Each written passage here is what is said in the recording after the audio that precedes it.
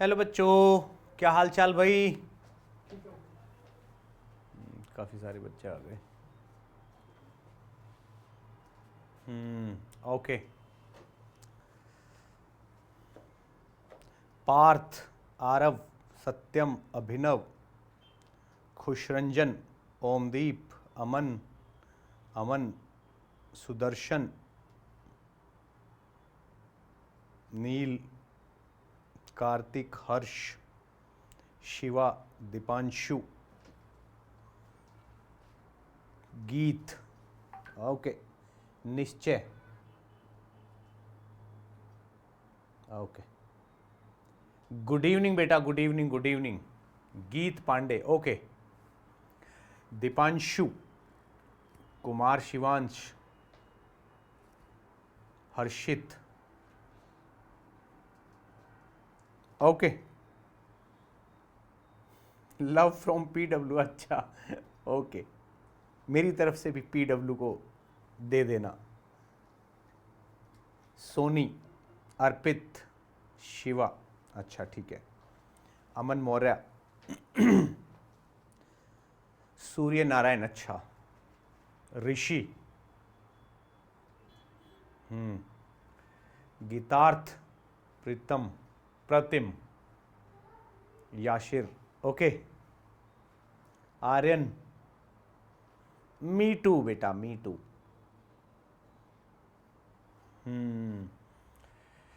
अमन, okay. Supriya, Tejas, चलो भाई देखो,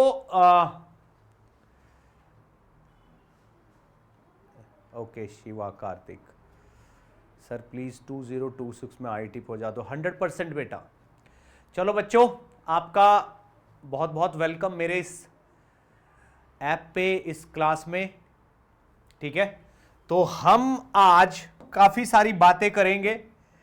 ठीक है भाई, किस तरीके से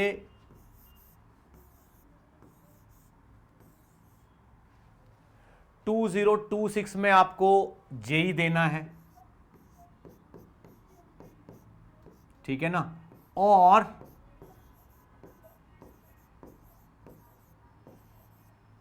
एडवांस क्रैक करना है ना हमको। जेई एडवांस क्रैक करना है बस। 2026 में जेई एडवांस क्रैक करना है, ये हमारा टारगेट है। ठीक, और मैं एक आपको यहां पे, ओके, राजा जायसवाल, सुमन, ओके। तो मेरा टारगेट बेटा यहां पे ये है कि अभी जो टाइम स्टार्ट हो रहा है मार्च में, अभी मिड हो गया, 20-21 मार्च हो गई समझ लो, तो अब से इनफ टाइम है। अगर आपका लेवल बिल्कुल जीरो भी है ना, जीरो भी है इस टाइम से, तो अभी उतना टाइम है कि आप जीरो लेवल से, ठीक है ना, ऑल इंडिया रैंक, बिल्कुल हवा में बातें नहीं करूंगा मैं, 1000 तक तो बिल्कुल ला सकते हो।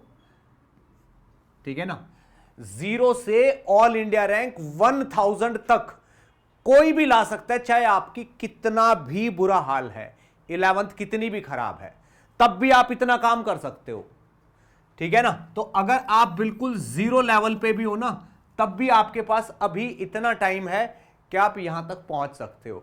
और अगर आपने थोड़ा बहुत अच्छा कर रखा है, आप एवरेज से थोड़ा बेटर स्टूडेंट हो, तो भाई आपकी ऑल इंडिया रैंक बहुत आराम से, अगर मैं ना कि ये कहूं कि आप एक्स्ट्रा ऑर्डिनरी टैलेंट नहीं हो, तो ऑल इंडिया रैंक 200 तक तो बहुत आराम से आ जाती है। अब अगर आपकी ऑल इंडिया रैंक 200 से ऊपर यानी कि बेटर आनी है, तो आप में कुछ एक्स्ट्रा ऑर्डिनरी टाइप होना चाहिए, आप में कोई ना कोई पागलपन होना चाहिए, आप में कुछ होना चाहिए। लेकिन अगर आपका लेवल जीरो है, तो आज से, अब से मेहनत करके इतनी रैंक तक बहुत आराम से पहुंच सकता है कोई भी। और आप थोड़े से बेटर हो तो ऑल इंडिया रैंक 200 तो कहीं गई नहीं है। और आप बिल्कुल स्पेशल हो, कुछ आप में डिफरेंट है, तो आपकी फिर इससे भी बेटर रैंक आ सकती है। ये मेरा एक्सपीरियंस कहता है।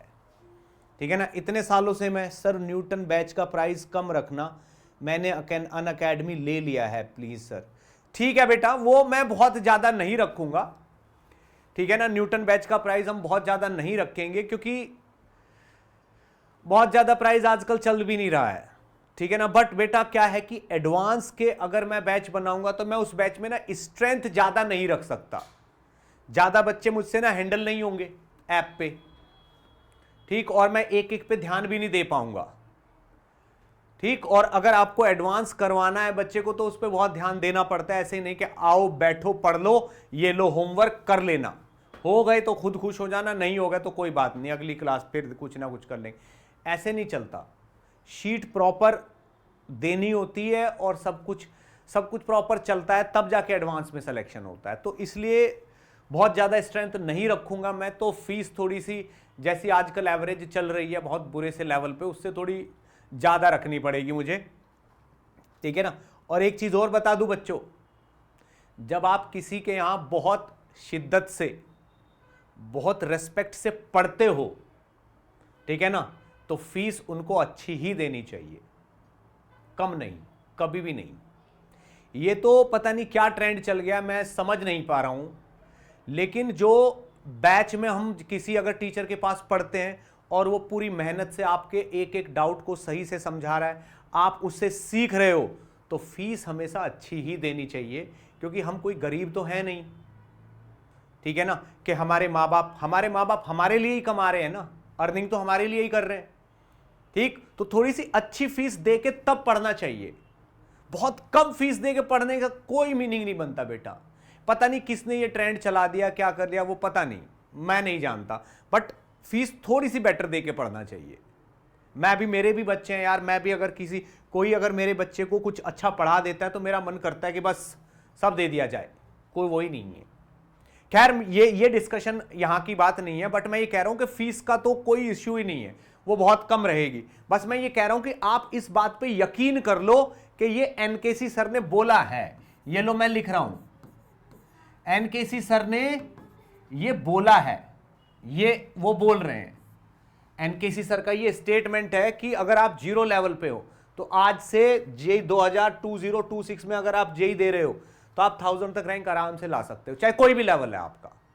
दूसरी, अगर आप बेटर हो तो 200 तक ला सकते हो, और आप में एक्स्ट्रा ऑर्डिनरी टैलेंट है तो इससे भी बेटर ला सकते हो। बस इस बात को आप याद रखना, ठीक है।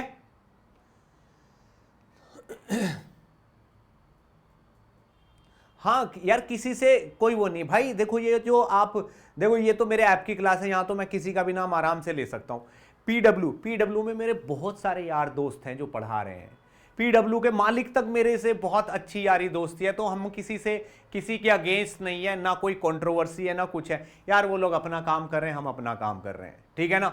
मैं एक टीचर हूं, मुझे पता है कि मैं एडवांस का पढ़ा सकता हूं, ठीक है ना। 18 ईयर्स हो गए मुझे, कम से कम 1000 बच्चों को मैं ऑल इंडिया रैंक 1000 से नीचे दिलवा चुका हूं, मोर देन 1000 स्टूडेंट, ठीक है ना। मैं कह रहा हूं मैंने मोर देन 1000 स्टूडेंट्स को,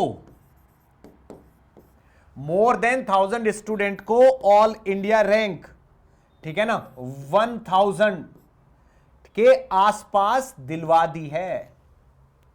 इतनी थोड़ी सी प्लस माइनस मान लो, प्लस माइनस 100 मान लो, ये समझ लो 1100 तक की ऑल इंडिया रैंक मैं बहुत सारे बच्चों को दिलवा चुका हूं, ठीक है। हाँ सर सुनिए, मैंने मेंस लेवल तक कर रखा है और बट एडवांस थोड़ा बचा है सर। न्यूटन बैच में अगर हम कनेक्ट होते हैं तो आप मेंटर करेंगे हमें पर्सनली? 100% आज का आज ही यहीं पे इसी जगह पे मैं बता रहा हूं आपको, मैं आज ही आपको व्हाट्सएप का अपना नंबर दूंगा और आज ही मैं व्हाट्सएप पे ग्रुप बना दूंगा ब्रिज कोर्स वाला, ठीक है। ब्रिज कोर्स वाला मैं, ठीक है ना, ग्रुप बना दूंगा आज ही, ठीक है ना। नंबर दे देता हूं अभी, उस पे आपको मैसेज करना है, वहीं पे मैं आपको ब्रिज कोर्स वाला ग्रुप बना दूंगा, मेंटर सेंटरशिप सब वहीं चलेगी, डायरेक्ट बातें करेंगे, मैसेज करो मैं रिप्लाई करूंगा, ठीक है।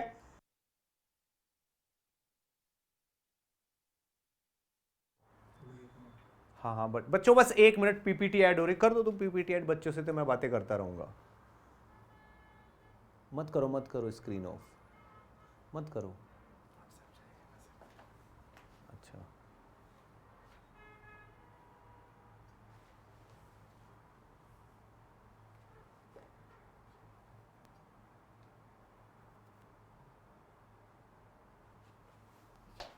हो गई।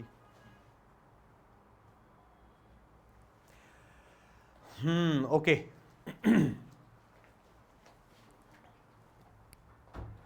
ओके, तो मैं आज ही आपको नंबर दे दूंगा और आज ही ग्रुप बन जाएगा सबका, जितने भी बच्चे हैं, ठीक है ना सर। बेसिक से पढ़ाया जाएगा ना बेटा, बिल्कुल जीरो लेवल से पढ़ाऊंगा, एकदम जीरो लेवल से। मैंने कहा ना बिल्कुल जीरो लेवल से। और एक चीज और बता दूं मैं आपको, जो 12th का कोर्स है ना, जो 12th का कोर्स है ना, वो 45% ऑफ जेई सिलेबस है।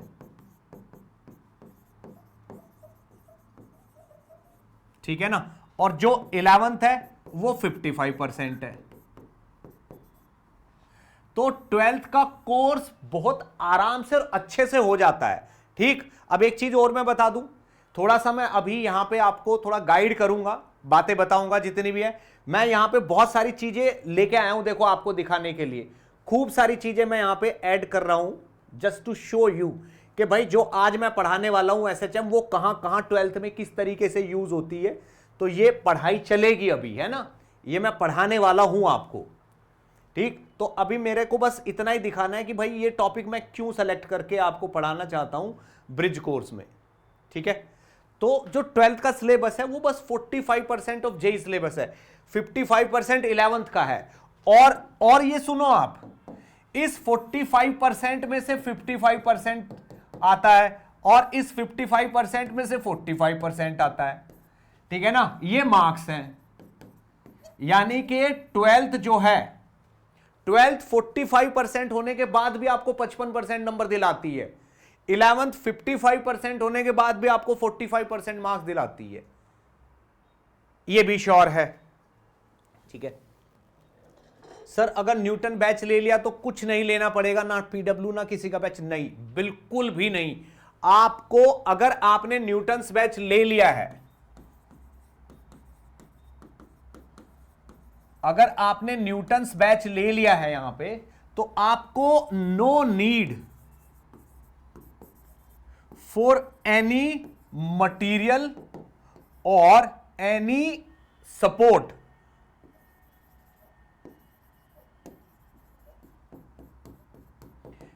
कहीं और से किसी मटेरियल की और किसी सपोर्ट की कोई जरूरत नहीं।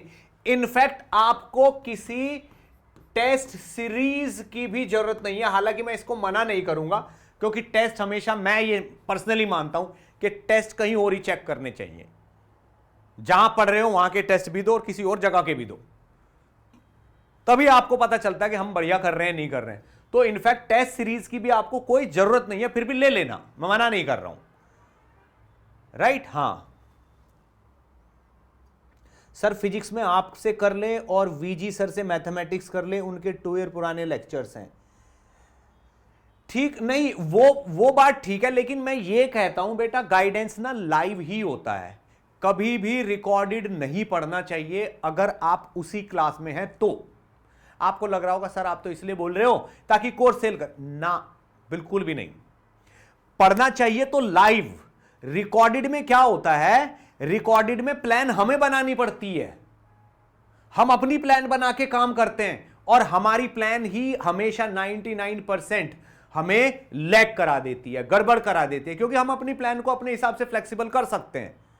ठीक है ना, कभी कभी किसी टॉपिक का छूट जाना ज्यादा बेटर होता है, ना कि उसका पेंडिंग रह जाना। मान लो आपका कोई टॉपिक छूट गया और आपने एक को छोड़ के अगला वाला चालू कर दिया, क्यों? क्योंकि आपका टीचर अगला पढ़ाना शुरू कर दिया, आपको पढ़ना पड़ेगा, वो एक छूट गया, उसका छूटना कभी बेटर है। ठीक, अगर आप अपनी प्लानिंग कर रहे हो तो आप उस चैप्टर के इंतजार में थोड़े दिन तक रहोगे और फिर वहीं से शुरू करोगे, सब कुछ डिले हो जाएगा। छोटी छोटी चीजें बहुत मैटर करती हैं बेटा, सीरियसली बोल रहा हूं, 10, 12, 15 हजार रुपए कुछ भी नहीं होते। आपका अगर ऑल इंडिया रैंक 1000 आ रहा है, कहीं आईआईटी में सिलेक्शन हो रहा है, कुछ नहीं होते। एक ऐसा टीचर, मान लो मैं अपनी बात नहीं कर रहा हूं, मान लो जहां पे आप विकास गुप्ता सर की बात कर रहे हो, ठीक है ना, उधर और भी बहुत सारे एडवांस के टीचर हैं यार, ये लोग जीए हैं, इन्होंने एडवांस पढ़ाया, इन्होंने पढ़ा पढ़ा के बच्चों को आईआईटी में डाला है, हमने पढ़ा पढ़ा के बच्चों को रैंक दिला के आईआईटी में डाला है। वी डिजर्व दिस मनी, हम ये फीस डिजर्व करते हैं। अगर थोड़ी सी ज्यादा भी देनी पड़ रही है तो दो बेटा, क्योंकि जो एक्सपीरियंस टीचर होते हैं उनसे जो सेंटेंस वो बोलते हैं ना, वो अपने एक्सपीरियंस से बोलते हैं। नए लोग जो बिल्कुल एक एक दो दो साल पढ़ा के आ गए पढ़ाने और बिल्कुल छत्ते की तरह भीड़ को पढ़ा रहे, बेटा एंटरटेनिंग होता है, इंगेजिंग होता है, पूरा टाइम लगेगा, पढ़ाई चल रही है, पर वो लेवल नहीं गेन कर पाओगे जिससे आईआईटी के क्वेश्चन हो जाए। एडवांस के क्वेश्चन आपको बोरिंग लगेंगे, एडवांस के क्वेश्चन में आप चलने का मन नहीं करेगा आपका, क्योंकि आप ऐसी जगह पढ़ नहीं रहे हो। सीरियसली बोल रहा हूं। कोई एक जगह होती है ना कि जहां पे अगर कोई थोड़ी ज्यादा फीस ले रहा है तो कौन है वो, किसको दे रहे हैं हमें ज्यादा फीस, वो भी मैटर करता है। मैं अपने तारीफ नहीं कर रहा हूं ना, मुझे ये कहिए बेटा मेरे पास ना अभी तक भी इतना इनफ है कि अगर मैं अभी भी कुछ भी सारा छोड़ छाड़ के बैठ जाऊं ना मैं, तो भी मैं आराम से अपनी जिंदगी काट सकता हूं। सीरियसली सर प्लीज अनअकैडमी पर आ जाओ, आपकी बहुत सारे स्टूडेंट वेट कर रहे हैं। यार ये बात मैं भी जानता हूं, बट पता नहीं क्या दिक्कत है अनअकैडमी को। मतलब मैं एकदम सीरियसली बताऊं तो आजकल टीचर की जो वैल्यू है ना, उसकी वैल्यू को कोई ऑफर नहीं कर रहा है। बस आजकल सब लोगों को वो टीचर चाहिए जो यूट्यूब पे और वैसे फेमस हो रखे हैं, जिनको देख के बच्चे खूब सारा क्राउड एडमिशन ले ले। बस वो टीचर चाहिए आजकल कंपनीज को। टीचर जो एडवांस का पढ़ा रहे हैं, जो मैं यकीन करो अगर मैं बात करूं, भले ही बात थोड़ी, क्योंकि ये ऐप है यहां पे मैं ऐसी बातें बोल सकता हूं, ठीक है ना, यूट्यूब पे नहीं बोलूंगा कभी भी।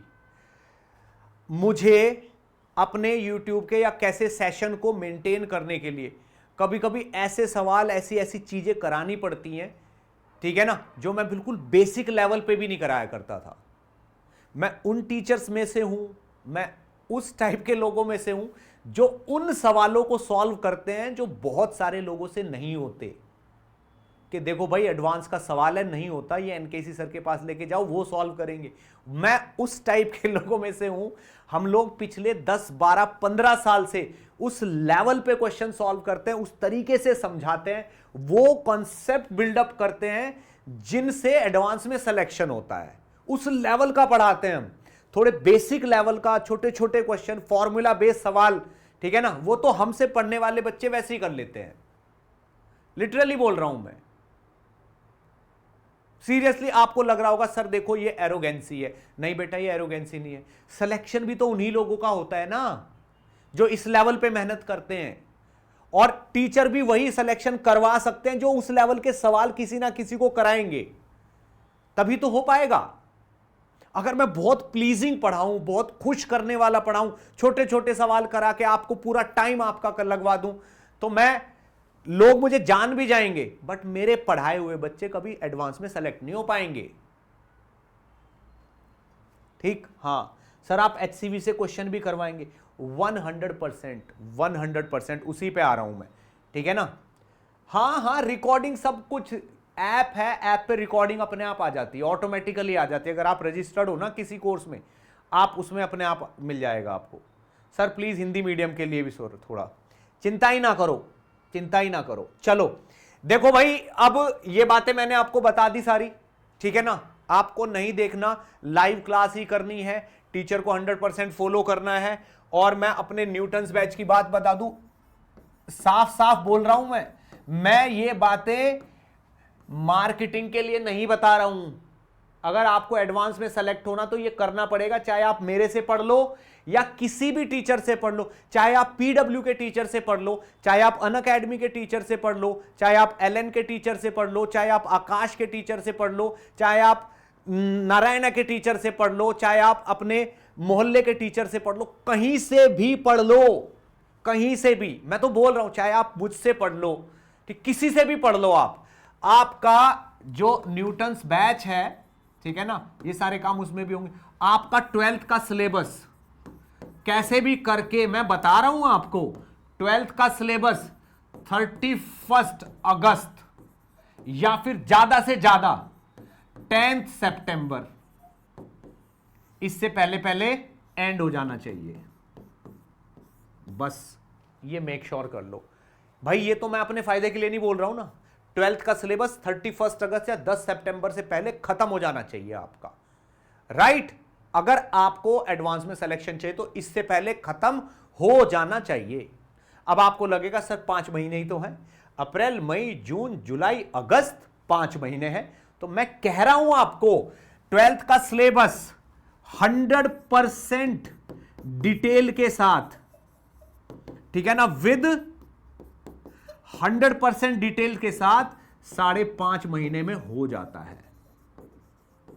ये लो 5.5 महीने में 12th का सिलेबस 100% डिटेल के साथ हो जाता है। अगर कोई टीचर, ये भी देख लो, अगर कोई टीचर 1.5 घंटे की, ठीक है ना, 1 महीने में 18 क्लासेस लेता है, ठीक है ना, 1.5 घंटे की 1 महीने में 18 क्लासेस लेता है,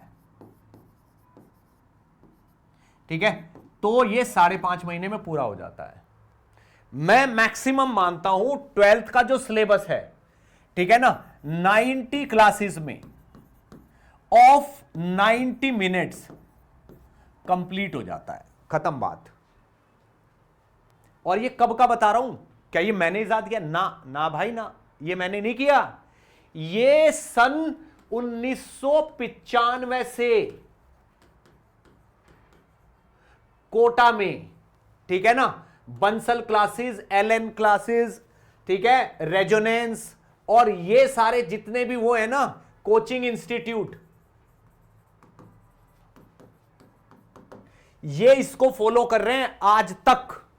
1995 के आसपास से कोटा में स्ट्रक्चर बन गई थी सारी, कि जो ये कोचिंग्स हैं ये क्या करेंगे, 12th के सिलेबस को 90 क्लासेस में 1.5 घंटे की 90 क्लासेस में 12th खत्म करेंगे और 1.5 घंटे की 90 क्लासेस में ही लगभग 11th खत्म करेंगे। दैट्स इट, ये यही है बस। इससे कोई ज्यादा ले रहा है तो ज्यादा टाइम पास कर रहा है, कम ले रहा है तो जल्दी पढ़ा रहा है। ठीक, बिल्कुल फिक्स है। रिकॉर्डिंग मिलेगी, ब्रिज क्लास पक्का मिलेगी, ठीक है ना। मैथ्स एंड केमिस्ट्री कैसे करेंगे, कौन कराएगा? देखो मैथ्स में भी आपने एक नाम लिया था यहां पे, ठीक है ना, कुछ गिने चुने टीचर हैं जिनका मुझे पता है कि वो एडवांस करा देंगे आपको। मैं फिजिक्स करा दूंगा एडवांस की मैथ कुछ लोग करा देंगे और केमिस्ट्री में भी कुछ लोग हैं करा देंगे। वो जिस दिन न्यूटन्स बैच अब शुरू करेंगे तब बता दूंगा मैं आपको, ठीक है। हाँ सर, ये पढ़कर 12th के किसी टॉपिक में दिक्कत नहीं आएगी, किसी में भी नहीं आएगी। वही तो समझाना है मुझे, अभी वही तो समझाना है। पहले मैं आपको कुछ बातें बता दूं ताकि आप डिसीजन सही ले सको, राइट। और दूसरी चीज और सुन लो, ये जो 90 क्लासेस 90 मिनट की होंगी, पूरा सिलेबस जिसमें पूरा होगा, ये एडवांस की होंगी, एडवांस्ड प्लस मेंस दोनों की होंगी। इन क्लासेस में ये 90 क्लासेस आप डिफरेंशिएट नहीं कर सकते कि सर ये एडवांस लेवल की चल रही है, मेंस लेवल की चल रही है। ये एडवांस प्लस मेंस दोनों के लिए जो फिजिक्स है वो होगी। अब 31 अगस्त या 10 सितंबर के बाद, आफ्टर दिस, आपकी हालत खराब है तो आप मेंस की तरफ भागोगे, आपकी हालत अच्छी है इसके बाद तो आप एडवांस की तरफ भागोगे। सिंपल सी बात है। पर ये 10 सितंबर तक तो मैं आपको एडवांस का मान के ही पढ़ाऊंगा।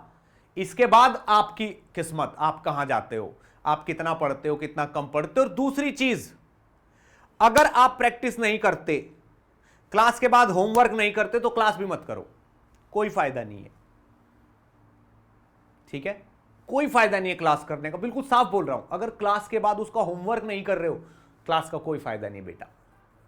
एडवांस वाले तो कर ही नहीं सकते, उतना करना ही पड़ेगा।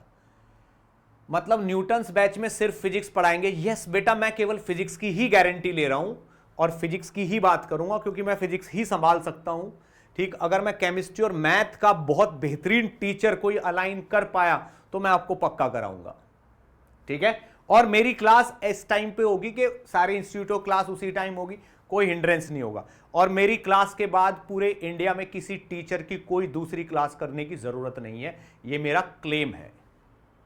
अगर आप एडवांस के लिए मेरी क्लास करते हो, मतलब जेई के लिए मेरी क्लास करते हो, उसके बाद किसी दूसरे टीचर की क्लास करने की कोई जरूरत नहीं है, टाइम वेस्ट होगा बस। कोई नहीं पढ़ाता, मुझसे अच्छा कोई नहीं पढ़ाता, सीरियसली बता रहा हूं, कोई नहीं पढ़ाता। प्लीजिंग बहुत पढ़ाते हैं, पर कंटेंट और क्वेश्चन मुझसे अच्छे किसी के नहीं, आज भी नहीं है, अभी भी नहीं है पूरे उसमें प्लेटफॉर्म पे, कहीं भी देख लो आप। ठीक, वो बात अलग है कि मेरे कराए हुए क्वेश्चन बहुत सारे बच्चों के सर के ऊपर से जाते हैं तो वो कहीं और ही घुस जाते हैं फिर, बट नहीं है किसी का भी लेवल, सीरियसली बोल रहा हूं। कोचिंग इंस्टीट्यूट में पढ़ाते होंगे पर ऑनलाइन अवेलेबल टीचर्स में नहीं है। मैं खुद भी तो चेक करता रहता हूं ना, कंटेंट देखता रहता हूं कौन क्या पढ़ाता है। जो बंद इंस्टीट्यूट है ना, जो फिजिकली क्लास कर रहे हैं, वो लोग बेटर कर लेते होंगे, बहुत सारे लोग हैं, पर ओपन तो कोई भी नहीं है अभी। हाँ सर, आप 11th के लिए मेंटर करेंगे? बिल्कुल बिल्कुल बिल्कुल। ठीक, अब बेटा अब शुरू करते हैं हम अपना पढ़ाई का काम। ठीक है भाई, चलो।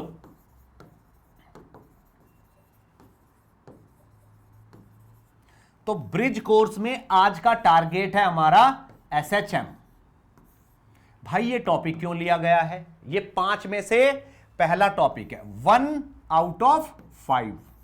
ये पहला टॉपिक है, 5 टॉपिक कराऊंगा मैं, 5 में से ये पहला टॉपिक है जो सबसे ज्यादा रिक्वायर्ड है। भाई क्यों है ऐसा? ठीक है, चलो। तो मैंने एसएचएम क्यों लिया है आप ध्यान से देखना। ये सवाल है एचसीवी का। किसका? इलेक्ट्रोस्टैटिक्स का, जो सबसे पहला चैप्टर है 12th का, फर्स्ट चैप्टर है ये। ठीक है भाई, क्या है ये? फर्स्ट चैप्टर 12th का। उसका एक सवाल दिखाना चाहता हूं मैं आपको। ठीक है भाई, बड़ा होएगा कि नहीं होएगा? पहले बताओ, बड़ा होएगा कि नहीं होएगा? नहीं हो रहा बड़ा भाई, तो हो जाओ, हो गया बड़ा, थैंक गॉड। इसको पढ़ो आप, ये रहा 12th का टॉपिक है ये। सबसे पहला क्या चैप्टर है? ये लिख रहा है फाइंड, भाई साहब ने लिखा है find the time period of the small oscillation. Time period बताओ स्मॉल ऑसिलेशन का। किस चीज की जरूरत पड़ रही है? एसएचएम की जरूरत पड़ रही है कि नहीं पड़ रही है? ठीक है, और क्या बोल रहा है? Consider the situation of the previous problem, find the tension in the string at equilibrium, find the ball is slightly push aside and released. ये इलेक्ट्रोस्टैटिक्स का टॉपिक है। ठीक है, सवाल एसएचएम के पहले चैप्टर में ही आने शुरू हो जाते हैं। अगर ये नहीं करोगे तो मन को चैन ही नहीं आएगा। अगला सवाल देख लो, नेक्स्ट, ये भी यही चैप्टर है।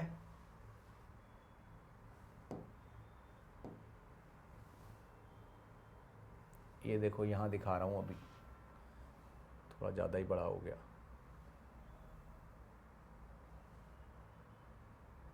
ये दिख रहा है?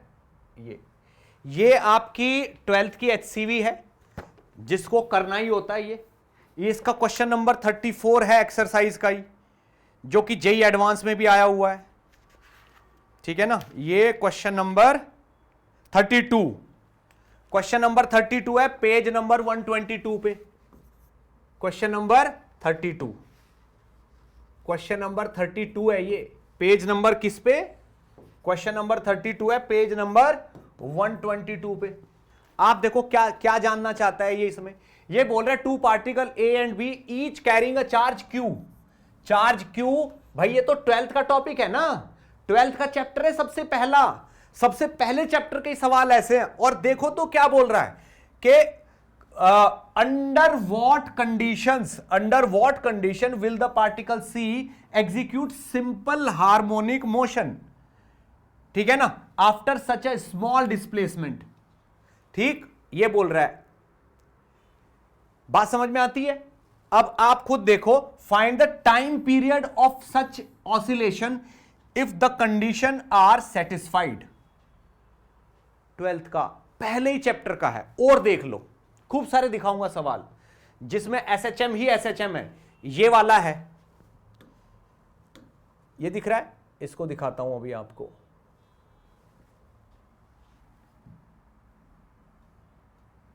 ये आएगा अभी, कुछ ज्यादा ही बड़ा हो गया क्या? ये देखो, ये 12th क्लास का इलेक्ट्रोस्टैटिक्स के बाद कैपेसिटर, उसके बाद करंट इलेक्ट्रिसिटी, उसके बाद ये 4th चैप्टर है। This is 4th chapter, 12th का 4था चैप्टर है ये। ठीक है ना। A bar magnet of mass 10 gram length and width this, ठीक है ना, and height this takes π/2 seconds, takes π/2 seconds to complete an oscillation. एक ऑसिलेशन कंप्लीट करने में इतना टाइम लेती है।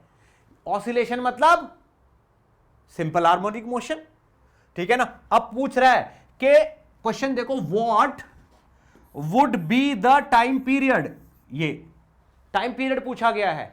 तो पता है आपको 12th में क्या होता है? 12th में क्या चैप्टर तो इलेक्ट्रोस्टैटिक्स का है, कॉन्सेप्ट इलेक्ट्रोस्टैटिक्स के होंगे, लेकिन इलेक्ट्रोस्टैटिक्स की कंडीशन लगा के पूछा क्या जाएगा?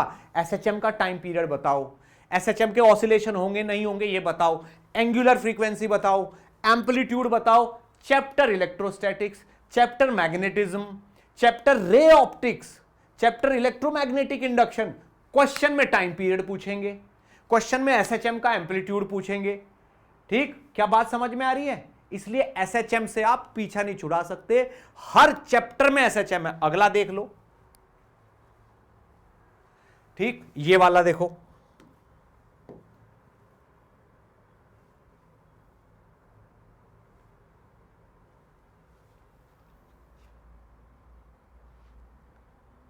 ये देखो figure this 29W shows an electric dipole. Electric dipole कौन सा चैप्टर है समझ लो, दूसरा तीसरा चैप्टर है ये, ठीक है ना। Particle fix at the end of a light rod of length L, this charges are minus q and plus q, the system is placed in such a way that dipole axis parallel to the uniform electric field। Electric field तो सबसे पहले chapter में आता है, but ये तीसरा चौथा chapter है डाइपोल का है। and exist in the region the dipole is slightly rotated about center and released, show that, show करिए, prove करिए, for small angular displacement the motion is angular simple harmonic motion and find its time period। क्या पढ़ पा रहे हो? find its time period। तो किस चीज की जरूरत पड़ रही है? एसएचएम के फंडों की जरूरत पड़ रही है, पड़ेगी। ठीक, और देख लो, ये कैपेसिटर वाला चैप्टर है, ये देखो ये कैपेसिटर वाला चैप्टर है। आपको लगेगा कि क्या चल क्या रहा है सर, 12th है क्या 11th है? यहां पे देखो, ये कैपेसिटर वाला चैप्टर है आपके सामने, कैपेसिटर वाला चैप्टर है, ये होता है second chapter. Electrostatics, capacitor, current, electricity, magnetic force, magnetic field, ठीक है ना, EMI, AC, ray optics, wave optics, modern physics, ठीक है ना। बस ये मेन चैप्टर यही है, 9-10 चैप्टर हो गए। ये सेकंड वाला चैप्टर है। देखो ये बोल रहा है shows two parallel plate capacitor, ये दिख रहा है यहां पे कैपेसिटर लिखा हुआ आपको, पैरेलल प्लेट कैपेसिटर, ये सेकंड चैप्टर है 12th का। और क्या पूछ रहा है? Find ratio of the EMF in the left battery that right battery dielectric equilibrium. और ये क्या बोल रहा है? Same for two capacitor with dielectric slab. ये वाला कौन सा हो गया? इसमें ऑसिलेशन हो रहे, हां ये लिख रहा है डाइलेक्ट्रिक स्लैब में रिमेन्स इन इक्विलिब्रियम। ये ऑसिलेशन करती है, ये दोनों ऑसिलेशन करती है, तो ये कह रहा है कि इक्विलिब्रियम पे रह सकती है। तो बताइए ईएमएफ कितना होगा? इसमें भी टोटल एसएचएम वाले ही फंडे हैं। कौन से फंडे हैं? एसएचएम वाले ही फंडे हैं। कहीं ना कहीं इसमें भी टाइम पीरियड जरूर पूछा गया होगा, या अगले वाले में देखते हैं। ये वाला देखो,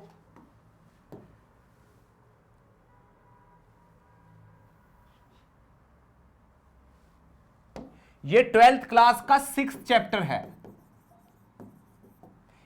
मैग्नेटिक बार वाला। ये देखो, the frequency and oscillation of the magnet an oscillation magnetometer in the earth's magnetic field 40 oscillations per minute.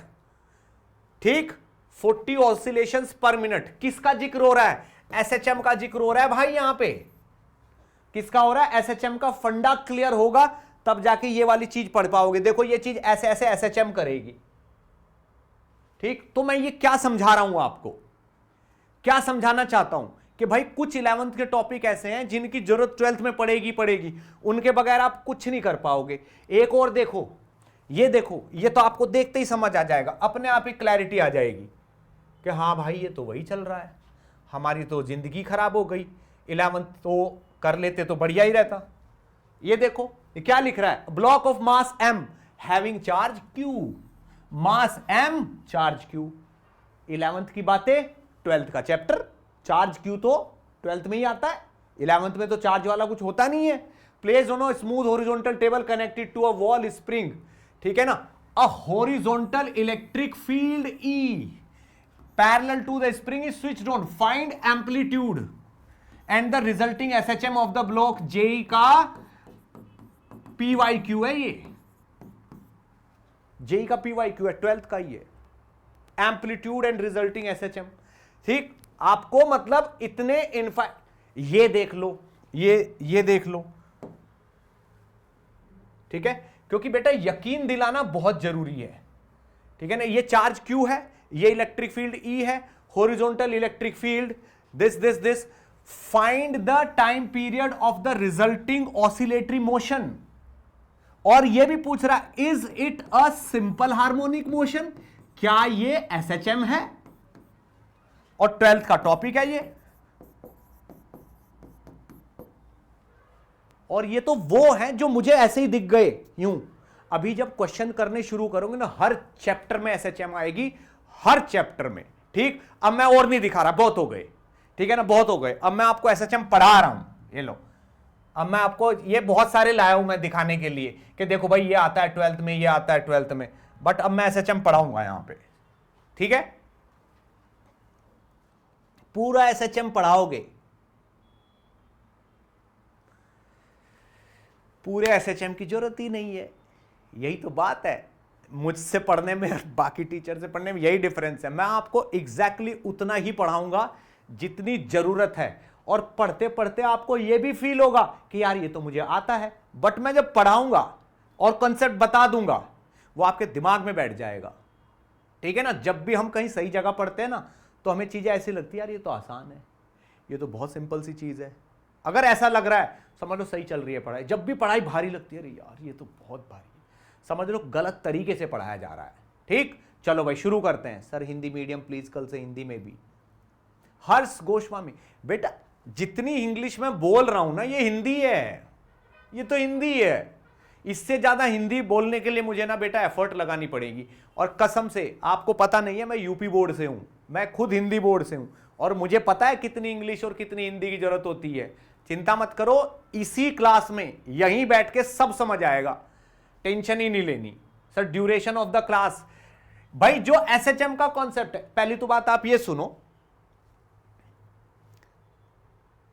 पहली बात सुनना ध्यान से, ज्यादा पढ़ना कोई बहुत अच्छी बात नहीं होती, जितनी जरूरत है उतना पढ़ो ना। जरूरी है कि 2-3 घंटे पढ़ के ही अच्छा कुछ कर पाओगे, क्या पता कॉन्सेप्ट 15 मिनट में खत्म हो जाता हो।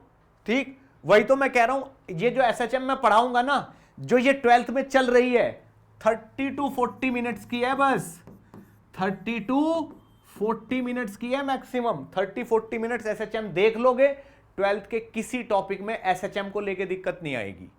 बाकी जो 11th में SHM में कराएगा वो तो SHM की प्रैक्टिस है। SHM का वो कौन सा कॉन्सेप्ट है जो आगे हर चैप्टर में यूज हो रहा है, वो तो 30-40 मिनट में पूरा हो जाएगा। ठीक, चलिए अब पढ़ते हैं, शुरू करते हैं, देर नहीं लगाएंगे, शुरू करते हैं। ठीक है भाई, चलो।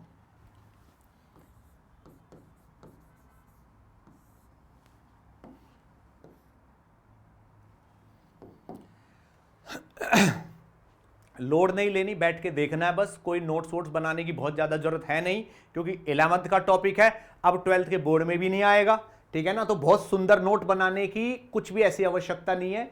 ये जो शीट यहाँ पे PDF है ना, ये आपके अकाउंट में वैसे ही चली जाएंगी, अपने आप ही मैं PDF सेंड कर दूंगा, तो आप तो बस समझो।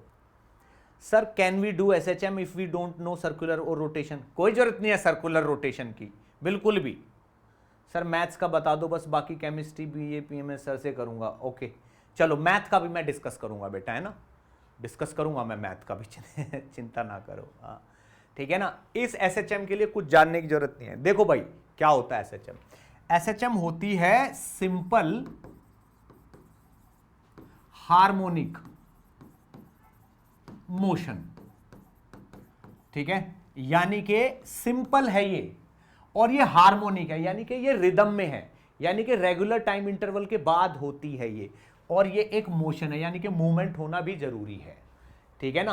तो अगर कोई पार्टिकल, हम कह रहे हैं कि ये पार्टिकल है और कह रहे हैं कि ये एसएचएम कर रहा है, ये क्या कर रहा है, एसएचएम कर रहा है, तो एसएचएम करने के लिए क्या करना पड़ेगा इसको, ठीक है ना। एसएचएम दो प्रकार की होती हैं, देखो यहां पे टॉपिक पढ़ा रहा हूं बस मैं।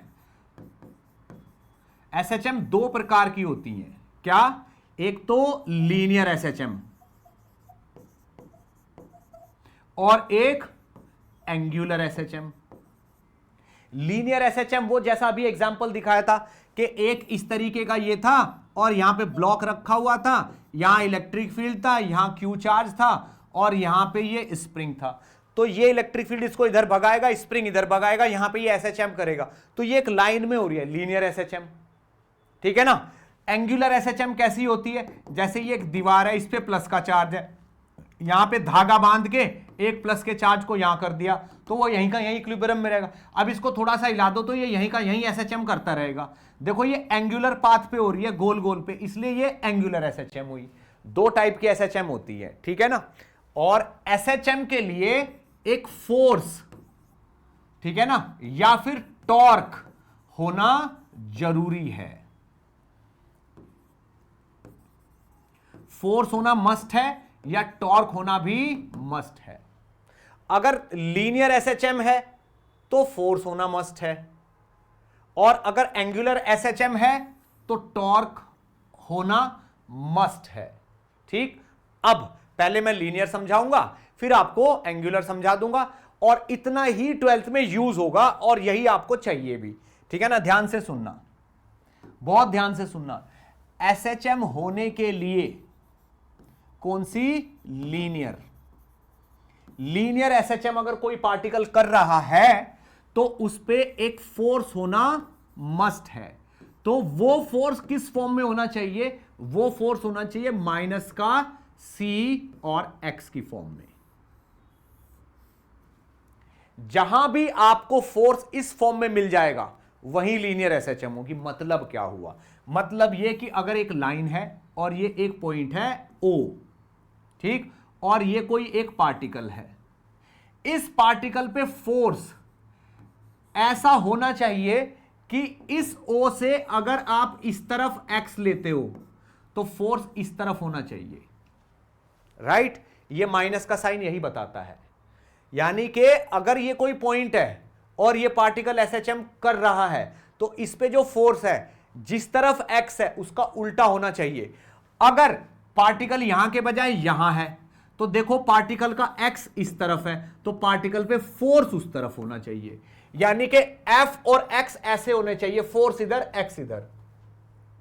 फोर्स हमेशा x का उल्टा होना चाहिए, और x क्या है, इस मिड पॉइंट से या एक पर्टिकुलर पॉइंट से डिस्टेंस है, तो फोर्स जो है वो डायरेक्टली प्रोपोर्शनल टू x भी होना चाहिए, क्योंकि यहां पे यही पता चल रहा है। अगर ये तो कांस्टेंट है, c तो एक कांस्टेंट है, इसको हटा दोगे तो force directly proportional to minus x होना चाहिए। माइनस तो यही बताता है कि x उधर तो फोर्स इधर, लेकिन ये क्या बता रहा है, ये बता रहा है कि x बढ़ेगा तो फोर्स भी बढ़ेगा, यानी कि इस पॉइंट से अगर ये दूर जाएगा तो ये फोर्स और ज्यादा हो जाएगा, यानी कि ये और पास लाने की कोशिश करेगा।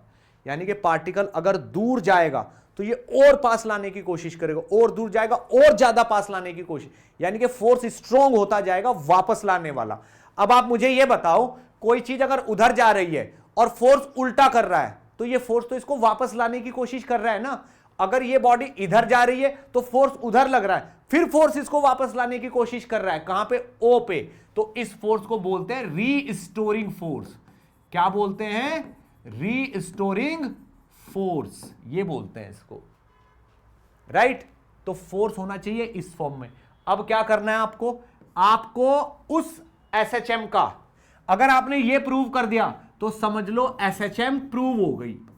क्या हो गई, एसएचएम प्रूव हो गई कि हां भाई ये चीज एसएचएम करेगी। एग्जाम्पल भी दूंगा अभी कि ये चीज एसएचएम करेगी, ये प्रूव हो गया। अब क्या करना होता है, दोनों तरफ बॉडी को m से डिवाइड करना होता है, ठीक है ना। दोनों तरफ मास से डिवाइड कर दो तो ये इस बॉडी का एक्सेलरेशन आ जाता है और ये एक नया कांस्टेंट बन जाता है c0 इंटू एक्स। ये बन गया नया constant, acceleration is equal to minus c naught x.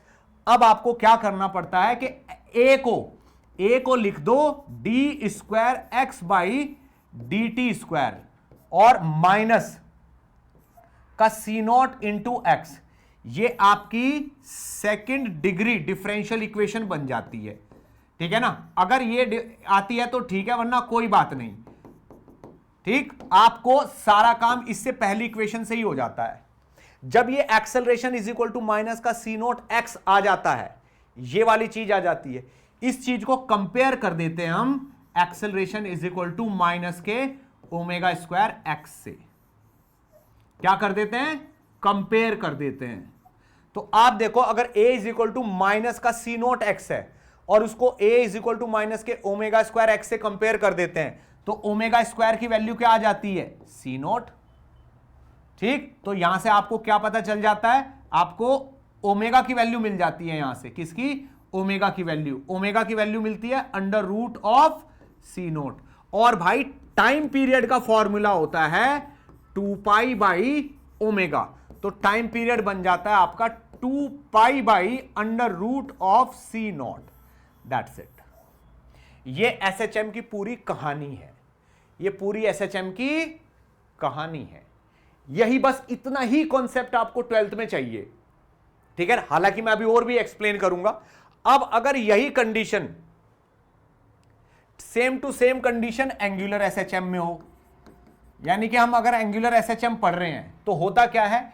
Angular SHM में मान लो ये ब्लॉक, इसको आप यहां ले आए ऐसे यूं, तो मान लो इसका mg है या कुछ भी है, कोई भी एक फोर्स लगेगा, इधर लगेगा, इधर, फिलहाल यहां mg लग रहा। तो अगर आप इसको इक्विलिब्रियम पोजीशन से थोड़ा सा इधर ले जाते हो, कितने एंगल पे? थीटा पे, तो एक टॉर्क है जो इसको वापस लाने की कोशिश करता है। एक टॉर्क इसको वापस लाने की कोशिश करता है, ठीक है।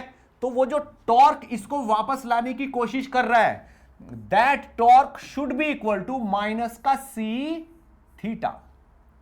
यानी कि ये टॉर्क जो इसको वापस लाने की कोशिश कर रहा है, वो सम कांस्टेंट इनटू थीटा के बराबर होना चाहिए। माइनस साइन क्या बताता है कि भाई थीटा अगर उस तरफ है तो टॉर्क इस तरफ लाने की कोशिश करेगा, और थीटा अगर इस तरफ है तो टॉर्क इधर लाने की कोशिश करेगा। तो थीटा इधर तो टॉर्क इधर, थीटा इधर तो टॉर्क इधर, वापस लाने की कोशिश कर रहा है। इसका मतलब ये कैसा टॉर्क हो गया? ये रीस्टोरिंग टॉर्क हो गया। क्या हो गया? ये रीस्टोरिंग टॉर्क हो गया ये। ठीक, अब ये जो रीस्टोरिंग टॉर्क अगर आपने प्रूव कर दिया कि हां भाई टॉर्क ऐसा है, तो समझ लो आपने एसएचएम प्रूव कर दी कि भाई ये तो अब एसएचएम ही होगी। अब क्या करना है? दोनों तरफ मोमेंट ऑफ इनर्शिया से डिवाइड कर देना है।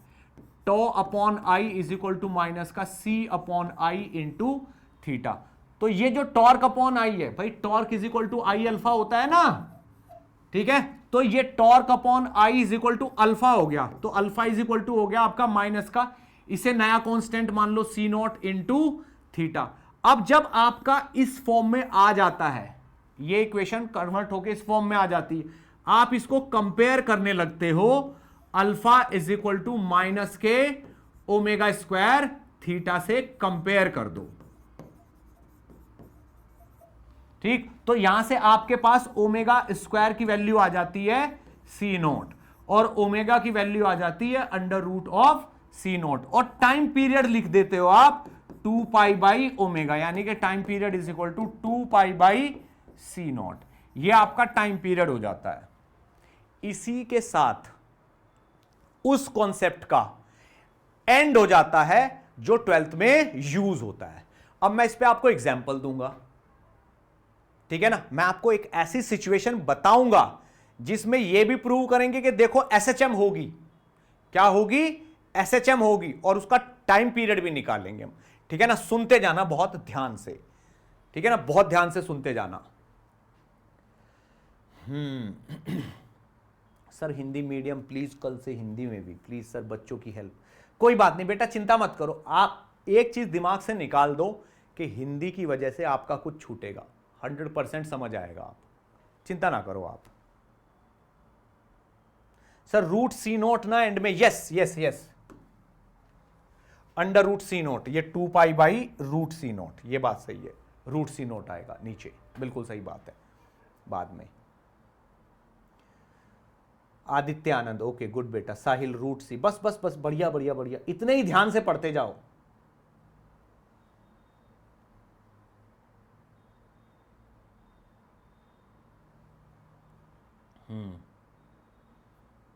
ओके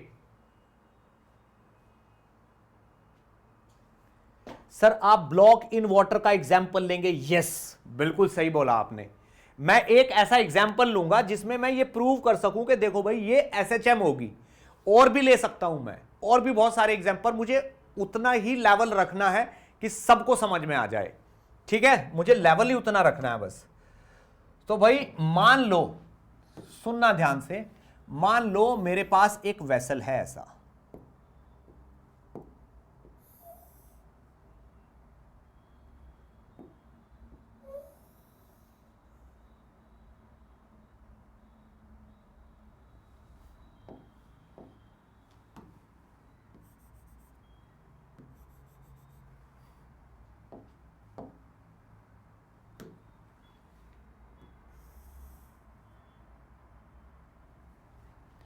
यहां तक इसमें क्या भरा हुआ है? पानी भरा हुआ है, ठीक है भाई, यहां तक क्या भरा हुआ है? पानी भरा हुआ है। ये लो,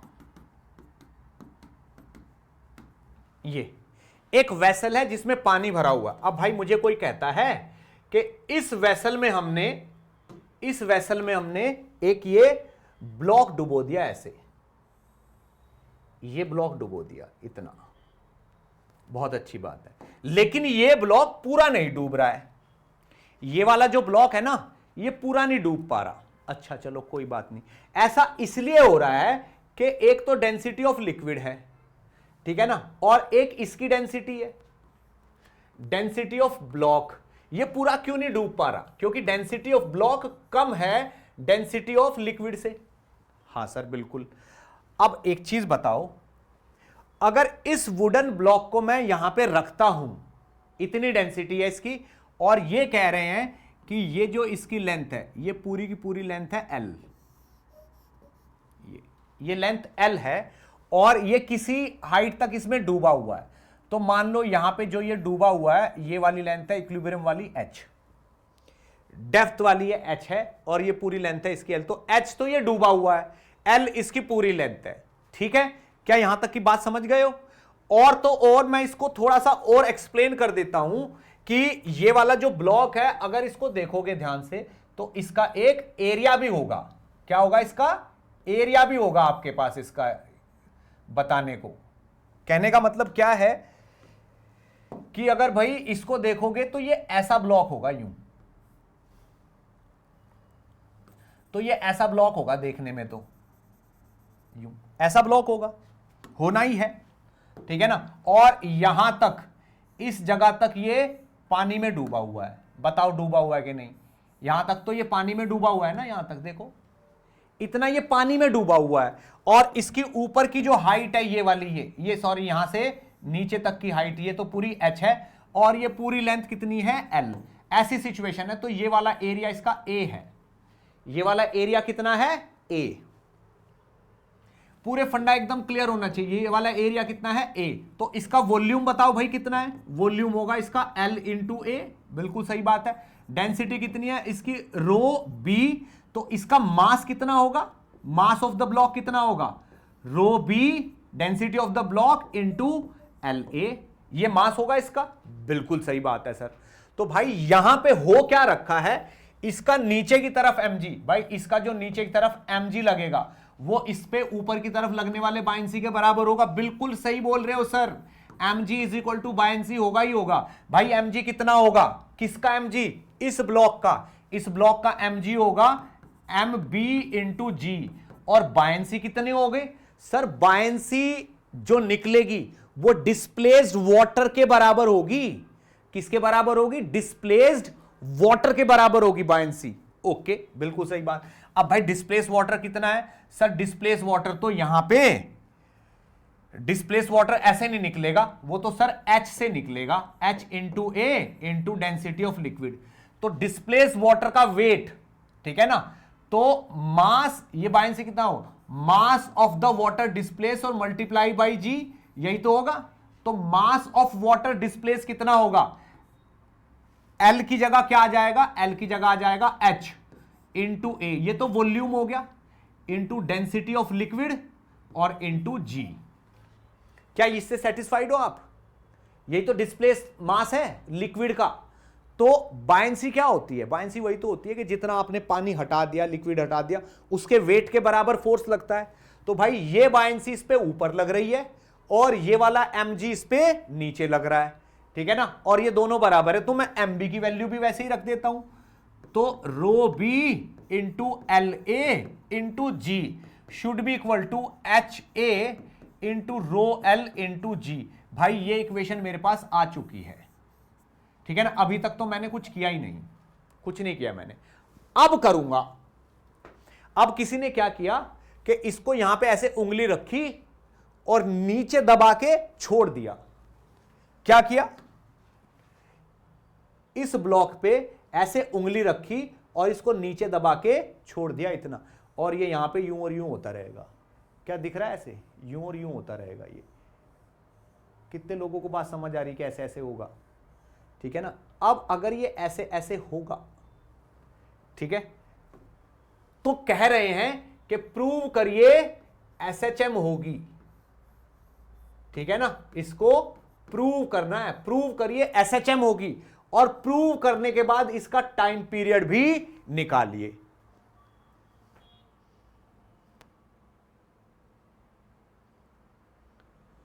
सत्यम भाई मैंने ई सरल लिया है 11th में आते ही, बहुत बेकार है।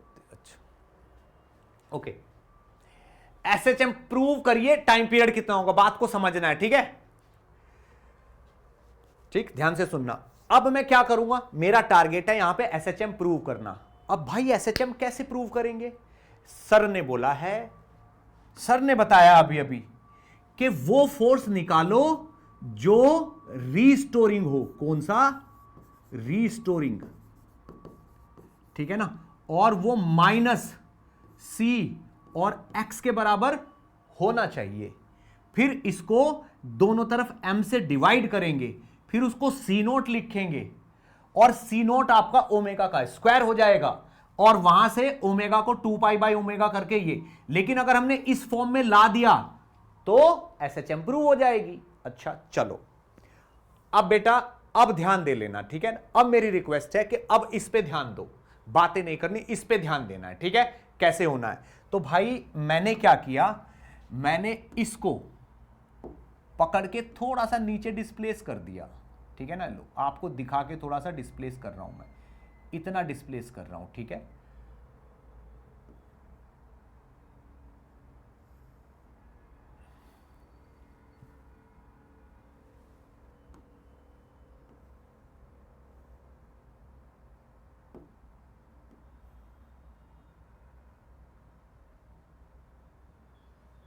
ये लो, इतना मैंने डिस्प्लेस कर दिया, ओके ठीक है भाई।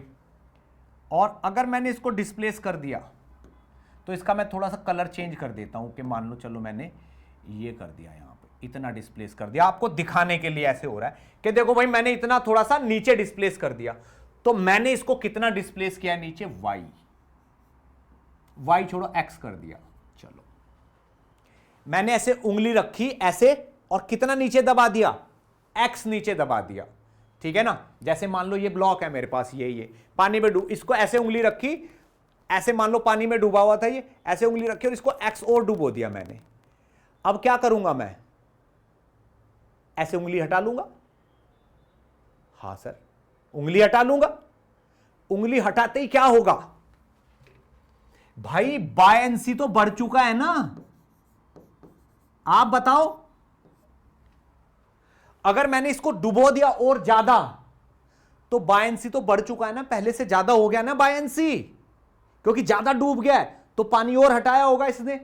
लेकिन जैसे ही मैंने उंगली हटाई, mg तो उतना का उतना ही रह गया, ठीक है। तो भाई इस बॉडी पे क्या हुआ था, इस बॉडी पे यहां पे, अगर इस बॉडी को मैं यहां पे लूं ऐसे अलग से, इस जगह पे यूं, तो भाई इस पे क्या हो गया है, ऊपर की तरफ बायंसी पहले बी था, थोड़ा सा और बढ़ गया। किसकी वजह से, किसकी वजह से बढ़ गया, क्योंकि नीचे डुबो दिया, इसकी वजह से बढ़ गया। और उंगली हटा दी।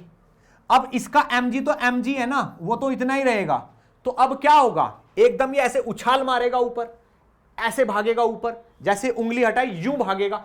क्यों भाग रहा है ऊपर, क्या कारण है ऊपर भागने का? ऊपर भागने का कारण यह है कि बायंसी तो बढ़ गई, लेकिन mg उतना का उतना ही रहा। तो इस पे एक नेट फोर्स आ गया। कौन आ गया? नेट फोर्स आ गया इस पे एक, ऊपर की तरफ,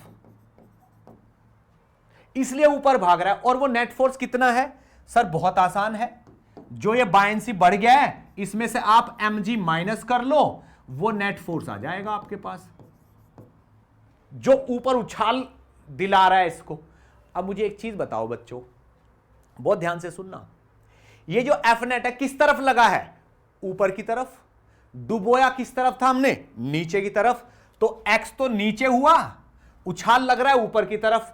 क्या ये एसएचएम के लिए कंडीशन नहीं है कि इस तरफ करोगे तो रीस्टोरिंग, तो ये तो फोर्स रीस्टोरिंग होगा, एफ नेट। अब मैं इस एफ नेट को लिखना चाहूंगा यहां पे, ठीक? तो ध्यान से सुनना, बी प्लस डेल्टा बी और माइनस का mg, ये वो फोर्स हुआ जो ऊपर की तरफ लग रहा है। बताओ बेटा हुआ कि नहीं हुआ? बताओ अपने आप ही, ठीक? अब मुझे एक चीज बताओ, ये वाला mg और ये वाला b क्या थे? दोनों बराबर थे। अभी तो देखो mg is equal to b, तो इस वाले b से क्या ये वाला mg नहीं कट गया? बिल्कुल कट गया। तो वो जो फोर्स नेट ऊपर की तरफ लगा है वो तो वो b है ना जो एक्स्ट्रा बायंसी लग गया, जो एक्स्ट्रा बायंसी लग गया वो तो वो है। अब भाई एक्स्ट्रा बायंसी कितना लगा है? जितना एक्स्ट्रा पानी हटाया है आपने। कितना पानी हटाया आपने? इतना पानी हटाया एक्स्ट्रा। ये कितना है? x। तो ये जो एक्स्ट्रा बायंसी है ये किसके बराबर है? जो आपने पानी हटाया। अब ये पानी कितना होगा? ये होगा x इंटू ए, ठीक है ना? इतना volume into density of liquid into G, यही तो होता है बायंसी। तो भाई ये जो एक्स्ट्रा फोर्स है ये किसके बराबर हो गया?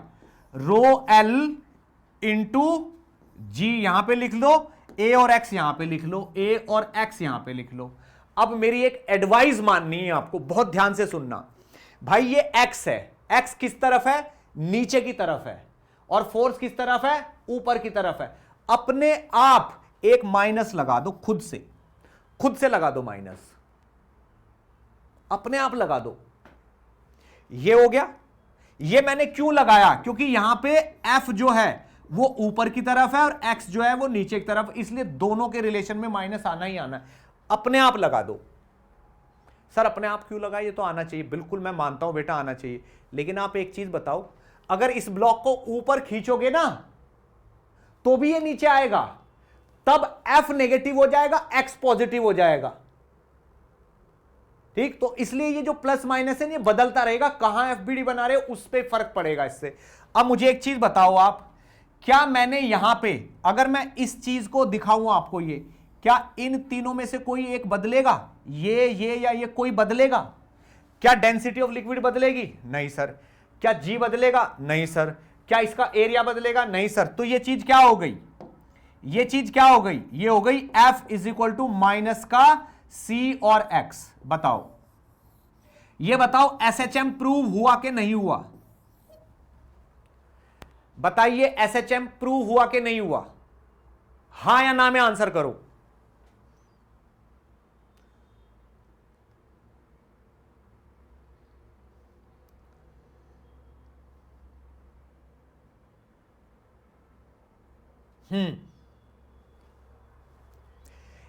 F is equal to minus का CX, ये SHM हुई कि नहीं हुई? हाँ या ना?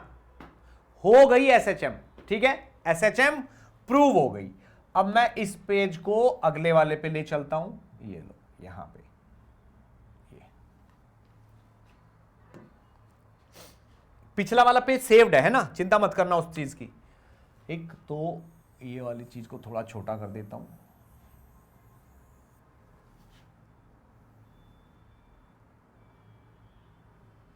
ठीक है, और ये वाली चीज को मैं थोड़ा छोटा कर देता हूं,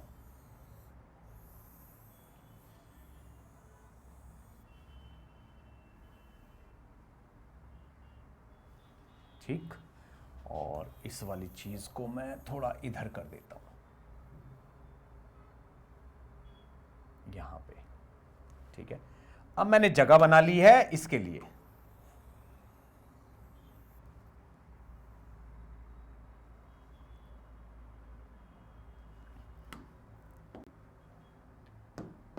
तो भाई ये तो प्रूव हो गया, एसएचएम प्रूव हो गई। अब क्या करना है? अभी तो सर टाइम पीरियड निकालना है। अगर टाइम पीरियड निकालना है तो थोड़ा आगे का काम भी करो। तो भाई मैंने प्रूव कर दिया F is equal to minus का सी एक्स, प्रूव हो गया, एसएचएम हो गई, आधा काम हो गया। अब सर ने बोला है दोनों तरफ m से डिवाइड कर दो। ये किसका m है? जो एसएचएम कर रहा है उसका m है ये।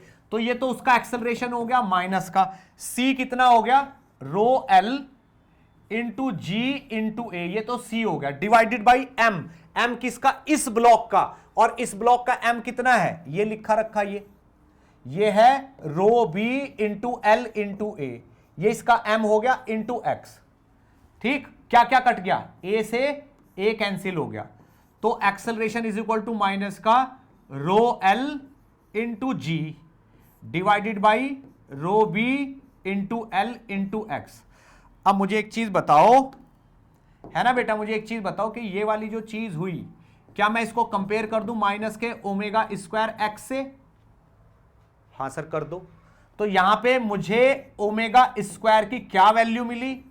रो l g by rho B into l, ये मिली। तो ओमेगा की क्या वैल्यू मिली? ओमेगा की वैल्यू मिली rho L into ji divided by rho B into l. अच्छा जी, तो भाई टाइम पीरियड क्या हुआ? सर टाइम पीरियड हुआ 2 पाई बाई ओमेगा।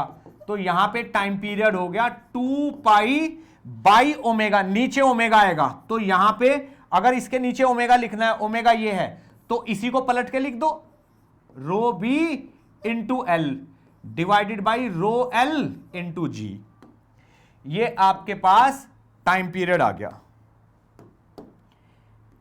क्या मेरी बात समझ में आई? यहां पे ये आंसर हो गया। अब ये सवाल करते हुए, ये क्वेश्चन करते हुए मैंने जितनी बातें बताई हैं आपको, सवाल किसका है? फ्लूइड मैकेनिक्स का है। अभी मैं आपको इलेक्ट्रोस्टैटिक्स का भी करा सकता था, अभी मैं आपको मैग्नेटिज्म का भी करा सकता था, अभी मैं आपको इलेक्ट्रोमैग्नेटिक इंडक्शन का भी करा सकता था, अभी मैं आपको ऑप्टिक्स में भी एसएचएम करवा सकता था, लेकिन वो 12th के टॉपिक है, वो आपने पढ़े नहीं है, इसलिए एग्जाम्पल 11 से लेना पड़ा, राइट? तो इस तरीके से आपने देखो टाइम पीरियड निकाल लिया, एसएचएम प्रूव हो गई। बहुत सारे ऐसे सवाल आएंगे जिनमें यह काम आपको करना पड़ेगा, और एक ही काम है, यही का यही, और कुछ दूसरा काम ही नहीं है। ठीक है ना? तो बेटा यही एक कॉन्सेप्ट है जिसमें पहचानना पड़ता है। ठीक, कुछ कॉन्सेप्ट ऐसे हैं, ठीक है ना, ध्यान से सुनना, कुछ कॉन्सेप्ट ऐसे हैं जिनमें ऑसिलेशन तो होती है पर एसएचएम नहीं होती, पर एसएचएम नहीं होती। तो वो कौन से हैं? उनमें कभी कभी क्या होता है कि ऑसिलेशन तो हो जाती है, लेकिन F directly proportional to minus x prove नहीं हो पाता। तो जब ये चीज फॉलो नहीं कर रही है कोई ऑसिलेशन, तो वो एसएचएम नहीं है, वो ऑसिलेशन तो है पर एसएचएम नहीं है। ठीक, तो ये वो कॉन्सेप्ट था जो आपका यूज होगा। ठीक है बेटा? Okay sir, what if viscous force are included then also will it be SHM? देखो बेटा क्या होता है, विस्कस फोर्स होते हैं फ्रिक्शन के फोर्स। तो जब ये ऊपर जाएगा तो वो नीचे लगेगा, जब ये नीचे जाएगा तो वो ऊपर लगेगा। इसका मतलब फोर्स अपनी डायरेक्शन को बार बार बदलेगा। ठीक है ना? तो जब वो ऐसे बार बार अपनी डायरेक्शन को बदलेगा और फ्रिक्शन लगेगा, वो तो फ्रिक्शन है, नॉन कंजर्वेटिव फोर्स है, एनर्जी का लॉस करा देगा, तो थोड़ी देर में जो ऑसिलेशन है वो धीरे धीरे यूं हो के बंद हो जाएंगे, तो डैम्प हो जाएंगे, वो डैम्प हो जाएंगे। इसका मतलब जो फोर्स लग रहा है वो पूरा टाइम मैग्नीट्यूड में बदल रहा है, डायरेक्शन में नहीं, मैग्नीट्यूड में बदल रहा है, तो वो डैम्प्ड ऑसिलेशन होंगे, एसएचएम नहीं होगी। सर ओमेगा क्या है? ओमेगा को यहां पे एंगुलर फ्रीक्वेंसी बोलते हैं। ओमेगा का नाम है एंगुलर फ्रीक्वेंसी।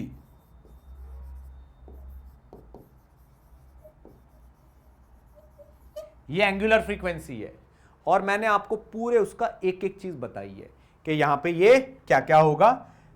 ठीक है, तो ये डायग्राम भी आप ध्यान में रखना है, और ये वाली बात भी यहां पे ध्यान में रखनी है। ठीक है, ये एसएचएम का टॉपिक था। ओमेगा समझ में नहीं आया, तेजस बेटा ओमेगा को रट लो, याद कर लो, आपको तो 12th अच्छी करनी है ना अपनी। ओमेगा क्या है, कैसे है, उसके लिए तो 11th का पूरा टॉपिक पढ़ना पड़ेगा, और एसएचएम को तो मैं 6 लेक्चर में पढ़ाता हूं, वहां पे पूरे ओमेगा की पूरी कुंडली निकाल के रख दूंगा मैं आपके सामने। ठीक है, अब एक चीज और है, फेजर।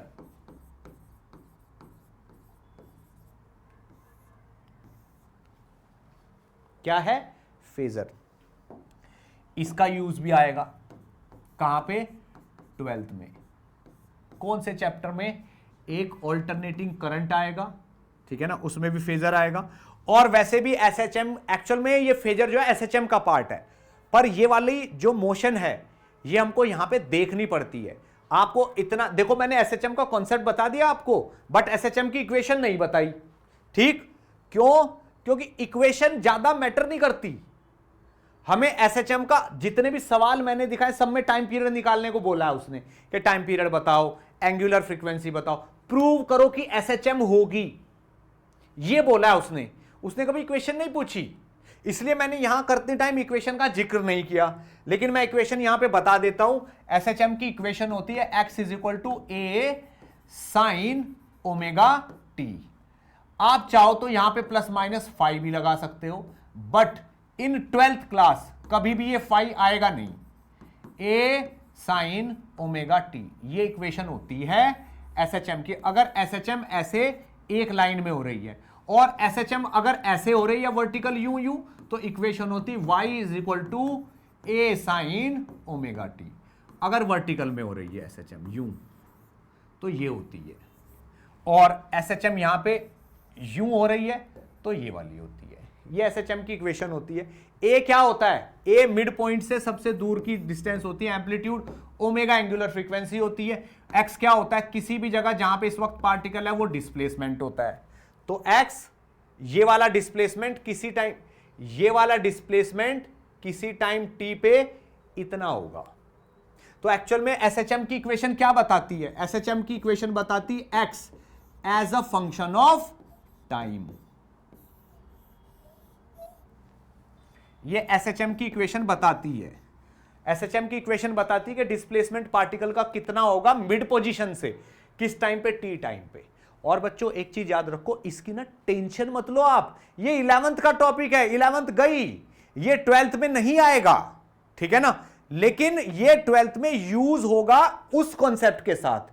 तो इसको आपसे 11th में कोई ऐसा सवाल, थ्योरेटिकल सवाल नहीं आएगा, प्रूव करने के लिए नहीं आएगा, आपको एसएचएम करनी पड़ेगी बार बार बार बार, उतना मैंने बता दिया, तो इसकी टेंशन मत लो, ठीक है ना। ये तो हम 12th के बाद वापस से आ जाएंगे तब करेंगे, ठीक। अब मैंने बोला आपको फेजर,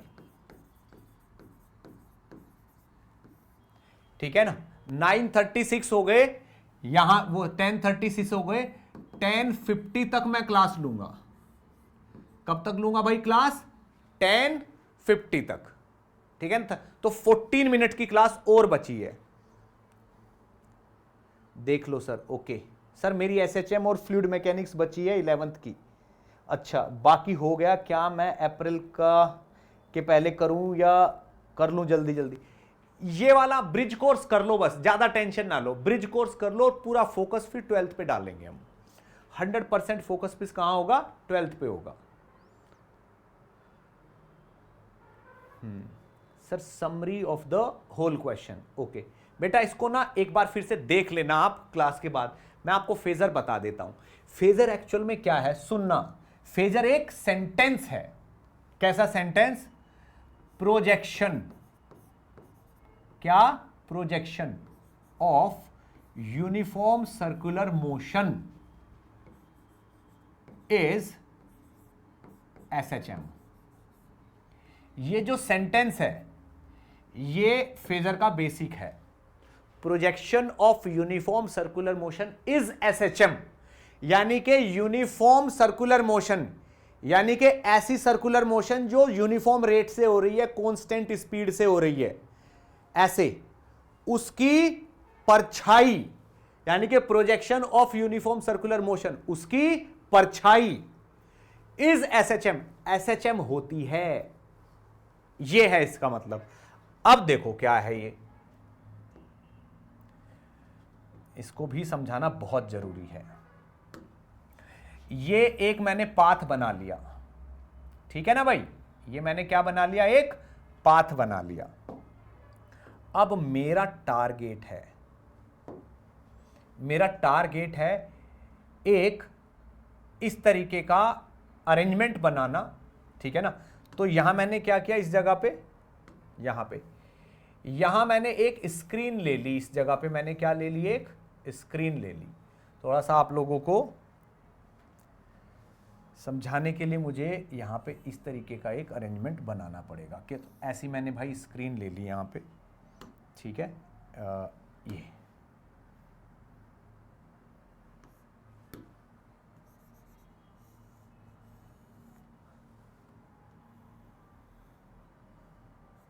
ये ऐसी स्क्रीन ले ली, ठीक है ना, ध्यान से देखते रहना। तो मैंने क्या किया, यहां पे एक यहां से ऐसे लाइन ड्रॉ कर दी, यूं और यूं, ऐसे रेफरेंस के लिए, आपके लिए ऐसे एक लाइन ड्रॉ कर दी, ठीक है, बहुत बढ़िया। और एक लाइन मैंने यहां पे और ड्रॉ कर दी,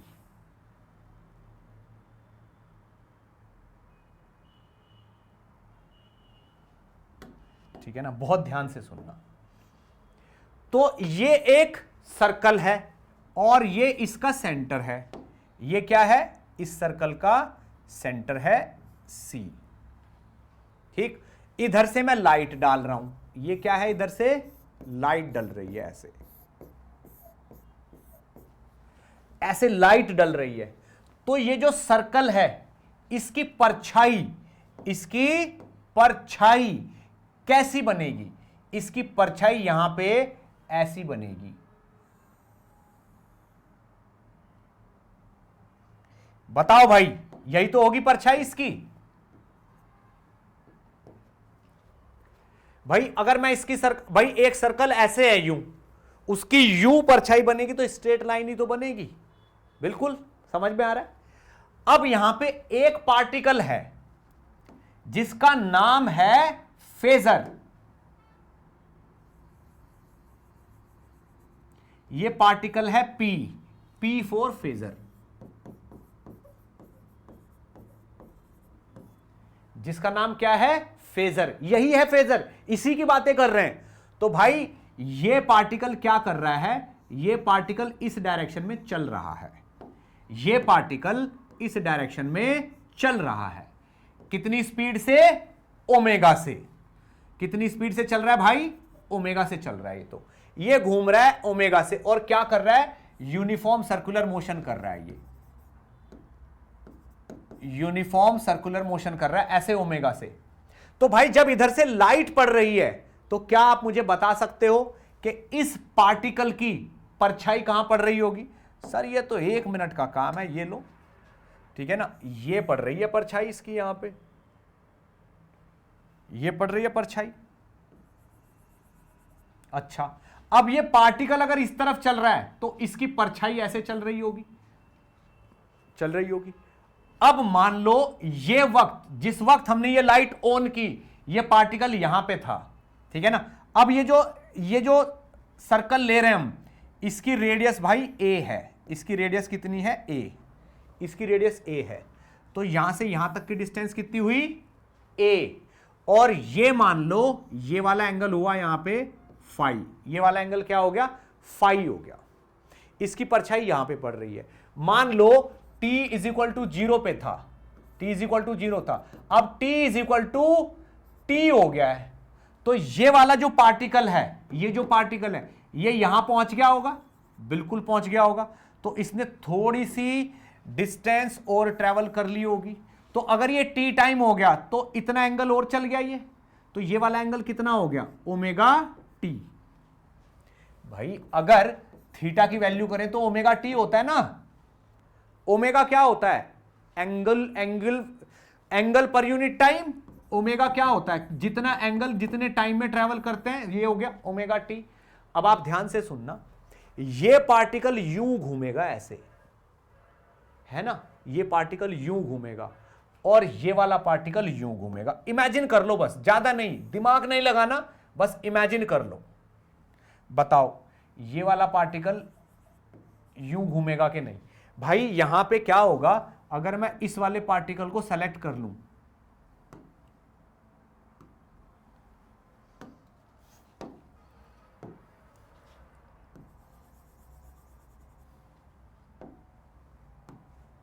ये लो, अगर मैं इस वाले पार्टिकल को सेलेक्ट कर लूं और ये वाले पार्टिकल को ऐसे घुमाऊं यूं, ये वाला पार्टिकल यहां पे ऐसे घूमेगा भाई, यूं यूं घूम रहा है पार्टिकल, ऐसे यूं घूमता जाएगा, ठीक है ना, ऐसे यूं घूमता जाएगा फेजर, और यूनिफॉर्म रेट से घूमता जाएगा ऐसे, ठीक है ना, सब जानते हैं कि ये ऐसे घूमेगा यहां पे।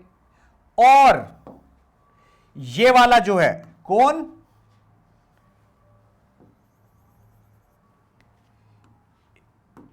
ये वाला जो पार्टिकल है, ये वाला पार्टिकल इसके घूमने के साथ साथ ऐसे ऐसे घूमेगा।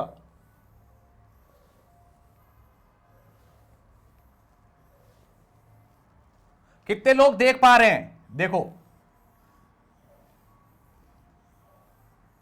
ये रेड वाली लाइन दिख रही है, ऐसे यूं यहां पहुंच गया, फिर ये यहां आ जाएगा, फिर ये यहां आ जाएगा, ठीक है ना, फिर ये यहां आ जाएगा, तो ये ऐसे और ये ऐसे घूमता रहेगा बस यूं। कितने लोगों को बात समझ आई? ये तो ऐसे घूमता रहेगा और ये ऐसे घूमता रहेगा।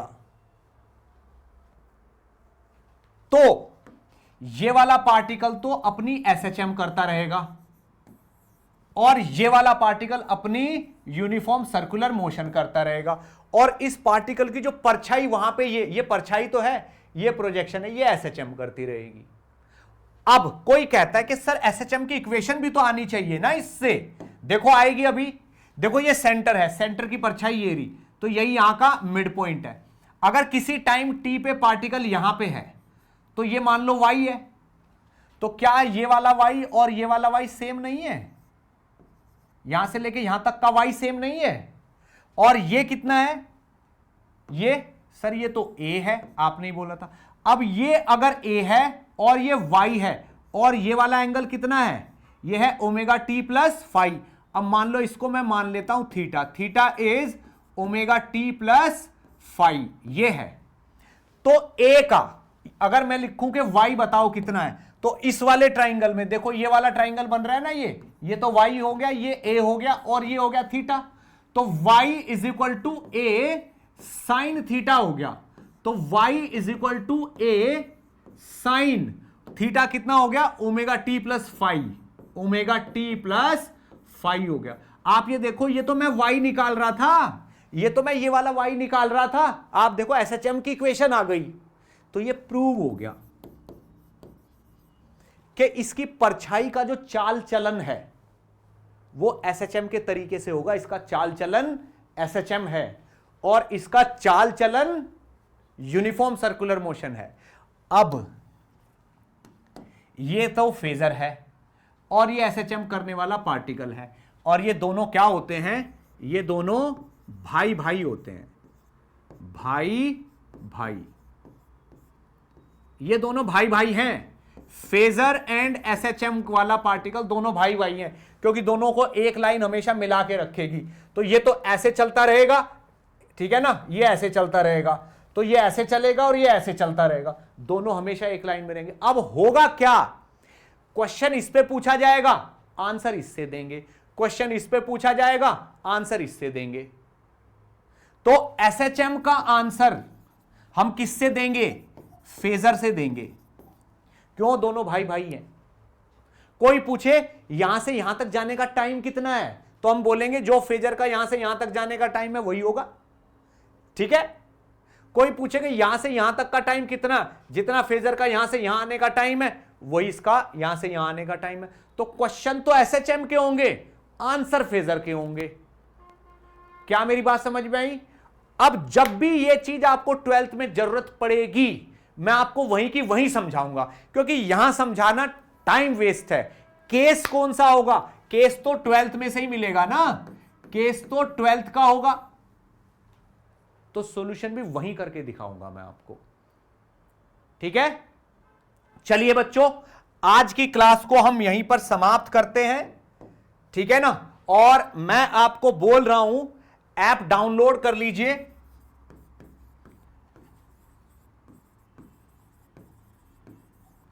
एनकेसी अकेडमी वाला, चाहे आप एडमिशन ले रहे हो न्यूटन बैच में या नहीं ले रहे हो, ये वाला ऐप जरूर डाउनलोड कर लो। ठीक है ना, क्योंकि इस पे बहुत सारी फ्री कंटेंट होंगी, किसकी? एडवांस की। ठीक है, अभी क्या कर रहा हूं मैं? अभी मैं जितने भी PYQs हैं एडवांस के, वो YouTube पे डाल रहा हूं। YouTube पे मैं एडवांस के PYQs डाल रहा हूं। वो सारे PYQs आफ्टर सम टाइम मैं इस ऐप पे ला दूंगा। 3-4 डेज, 5-6 डेज में इस ऐप पे सारे आ जाएंगे। ठीक है ना, और वो फ्री होंगे सबके सब, जैसे ये कोर्स फ्री है ना, वो भी फ्री होंगे। तो इसको डाउनलोड कर लो और ठीक है, अपनी एडवांस की जर्नी स्टार्ट कर दो।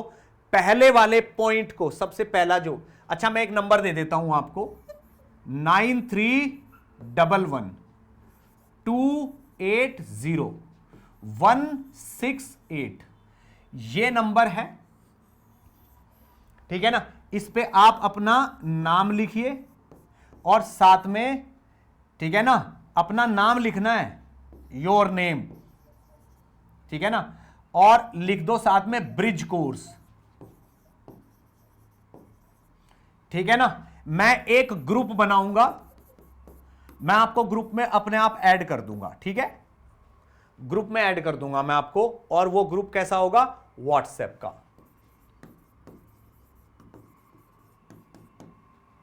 ठीक है ना, व्हाट्सएप का ग्रुप होगा, और ये आपका ब्रिज कोर्स है।